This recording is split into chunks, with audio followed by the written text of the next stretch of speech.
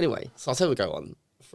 This one, like, I don't know if you've seen it anywhere. It's probably in the back page of The Economist. Yeah. I've read The Economist this week, so it is there. Yeah. But it's not on the headlines.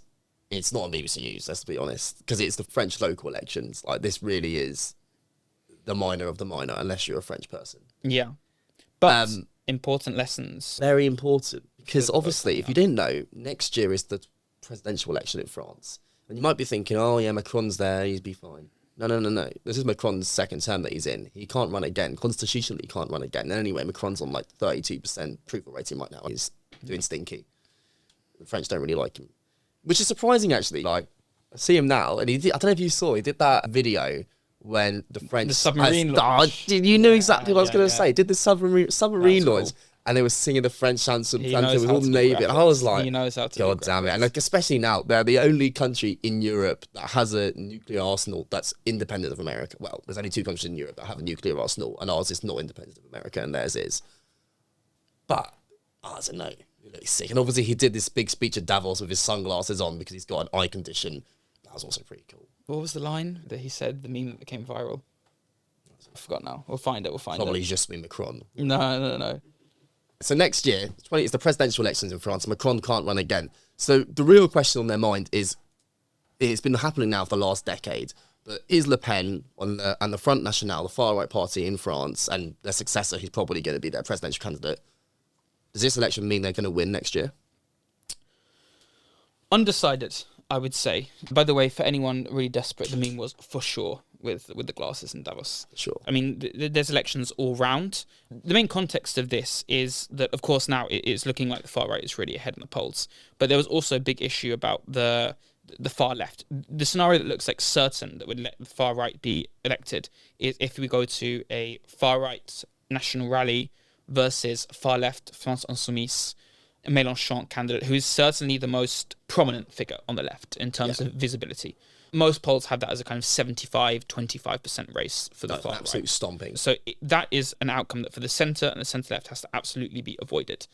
So how much is also the far left going to be present in these elections? Especially because recently we actually saw the killing of a far-right feminist activist from a former assistant of a far-left MP, parliamentary assistant, together with some other people from La France Insoumise. Was this like an unsolicited attack, or was it? It's not really clear, but it seems like it was in the moment. So that had really put a kind of strong image on the left, especially as Mélenchon had not really fully outright denounced the people who pulled off the attacks. So that was the two things that people really wanted to look at. And of course, these are municipal elections, so the far right, that's not their strongholds, they're stronger in rural areas.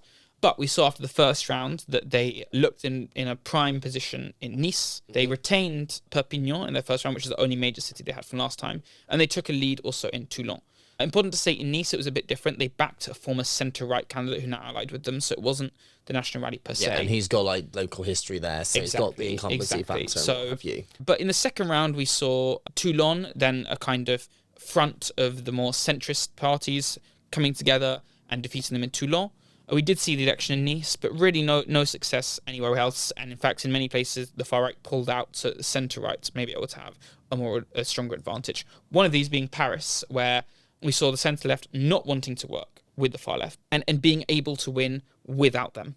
It was a bit different in Marseille, the second biggest city. That was the one where it was the centre-left versus the far right, rather than centre-left versus centre-right. And there, the far left pulled out, but the centre-left refused to say, we will merge our lists together, which is something you can do. They said, you pull out, or we go differently. And so the far left pulled out, and once again, the centre-left was able to win. So in general, it's been strong for centre-left. I believe they have something like the Socialists have 6 of the main cities, and the Greens also have 1. So on the surface, right, like, if you're an outsider looking at this, I'm thinking the Socialists, so the centre-left party, they won 6 big cities. Yeah. The far right won 1. Yeah. You had the centrists and the centre right. Let's put it into one category. They won 2. So it looks like the centre left, the socialists, are doing quite well. Yeah. Why don't they have a good candidate, and why can't they go win the presidency? It's mainly because France has a very strong attachment to their mayors and the representation of their cities in the past. So we saw in France, actually a very good example in Paris, of Hidalgo being a very popular mayor with this agenda of essentially removing cars from Paris. In London terms, Paris is not as big as London. There's Definition like a ULEZ it's just zone. this. It's like it would essentially be the kind of area where the congestion charges, Yeah. and Greater Paris is not governed by the same people, so it's easier to do them rather than saying we want London without cars. So there's that kind of attachment, and the centre left and centre right are the historical parties. So we see in local and even regional elections that the centre Macron style parties, the far right and also the far left. The far left's biggest city was Saint-Denis, a suburb essentially of Greater Paris. That was the biggest thing they won. They haven't been able to break in because of this historical attachment, and it's less commanded by the national politics of the country.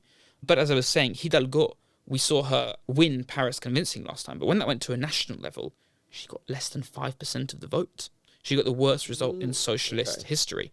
So it's quite difficult to sort of match up between the locals and that's why the presidency. National Rally will not be too disappointed with these results. They are aware that this doesn't really reflect the main picture. In fact, the most significant thing for the national elections itself is not any party's analysis of how well they did. It's the fact that the former Prime Minister, Édouard Philippe, who has been the only person, I would say, to really beat Bardella, the projected candidate of the far right, in any opinion polls, won his mayor election in Le Havre, which some people thought might not happen, and he said that was the only way he would run. He is allied to Macron, but not from the same party. They're both part of the same kind of coalition in the centre, but he was a former centre-right who came to make his own party. They won. But Macron doesn't really have a protege like No. Le Pen to Bardella does. Exactly. I know he's got a was Attal. the best, but Attal's Philippe didn't looks Attal resign stronger. from his government? Yeah, exactly. So, I And mean, Attal has gone it's- against Macron with the whole budget negotiations we've seen. That's an actually interesting one. Lecornu from his party lost his mayoral race, the current prime minister. Okay. So again, it looks like Philippe will have to be that centrist candidate, not from Macron's party, but Macronists will. So if be you're a happy to mayor, back do him. you get a seat in Parliament? Yeah, we have two people who have been prime ministers of the country with seats in Parliament.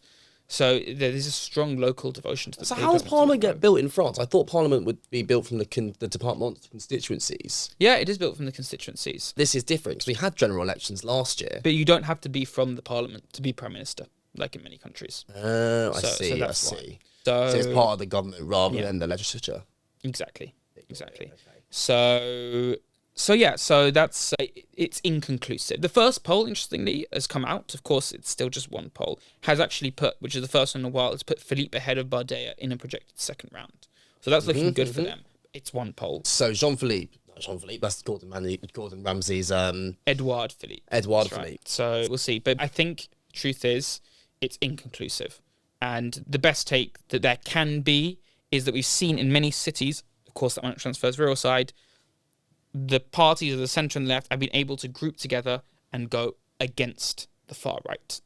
What's always Very going to be happy to important in see Paris. France That's- is how much of these other parties going to keep up their cordon sanitaire, which actually works in France. To keep the far rights out, I mean, that's what works so well. And the French system is possibly the best designed system ever to keep out the far right. I mean, it lends heavily to centrist candidates. The way that you've got the 2 rounds, that you need to have like 10% in the first round to qualify. You know, But I think what's interesting is they may be able to keep that in presidential elections. But I think if we go to parliamentary elections, like we've seen recently, the other parties are so divided and only willing to come together to beat the far right that we will see for the first time since the new system has been designed so that the parliamentary and presidential elections happen together, we will see for the first time that the president will not have a majority when he starts, if that's the case. And that will lead to, even with a Macron-style prime minister, I think his whole legacy will probably be destroyed. His pension reform will have to go. It'll be hard to cut the budgets. Yeah. So the reforms he's made is really, they're not going to be there. And so his main legacy will be that of his international presence, which has, of course, been strong, especially in recent events. so I've got 2 questions. The first one is a sensible one, so we'll start there. Do you think that in France, in Germany, in England, countries where historically have been bastions of the world, superpowers or at least strong middle powers, where they're now struggling, where economies are stalling, where debt is rising, where the cost of living is really bearing down on people, is there anything that centrist parties can do to prevent the rise of the far right, or is it simply inevitable? Because from my view, it almost seems that you can put in all these good things and they can try their best, but actually centrist politics, it just requires a slow, long-term vision And in democracies where you have elections every 5 years, is there anything they can do to stop it? In Europe, it's looking hard. It seems that whatever things happening, maybe the far right goes in waves. We've had some periods where they seem to have dropped, but I think it's also mainly to do with national circumstances. You know, people see how the far right govern in their own country sometimes and say, oh, we're not really fans of that. I think the truth is we're just in a very low growth economy right now in Europe, and there's a lack of investment. I think the one thing the centrists can really have to their advantage and change things is in Europe to really say, look, we are weak right now, our companies are suffering, and it's because you have these global superpowers like China and the USA, which either through strong subsidies or through a strong equities market are able to invest largely in their companies. Yeah. What the centrists are going through in Europe is they say, well, we can actually merge those capital markets unions together, which is the big talk of town right now in Europe. And that's a way you can actually really start to see major investments. You can have EU-wide investments. That is the one thing I can really see making a difference to the EU's growth. So which instead is of having like an Italian exchange and a French exchange, just have a Europe-wide exchange. Well, exactly. And you can venture capital can merge together to invest. I think that has to be the line of centrists in Europe going forward. But if you want that to happen, Britain needs to be part of it. Well, Britain has the biggest stock market in Europe. I'm sure they would love Britain to be part of it. It would make a clear financial sense of that to happen. I can't speak too soon, but it seems, we've got the European summit coming up in summer, and you have to wonder, as Labour keeps searching for answers on how to beat reform and to prevent the far-right government, because do not get me wrong, if a far-right government gets in charge, all of the hard work and the groundwork that's being laid will be thrown out again, and we'll be in a worse situation than we were at the start of this parliament. So maybe they're going to start throwing the toys out of the pram, and could that's be. Going to be something to look at. I think it's clear our competitiveness as a continent, and this is something von der Leyen has been. The whole competitiveness program is a big part of it. But how can you really get the firms to scale up? You know, SMEs to really scale up. But I think Europe as well has the problem. Well, I don't personally see it as a problem that it is significantly more over-regulated than the States. Yeah. To a certain extent, actually, regulations are safe and they protect the citizens. Yeah. And actually, you look at the digital safety regulations that Europe's putting in right now, in my opinion, they're quite sensible. Yeah. For example, protecting artists, the States does want to have that. Fine. But that's always been their position, to be a fairly deregulated capitalist freedom. Yeah.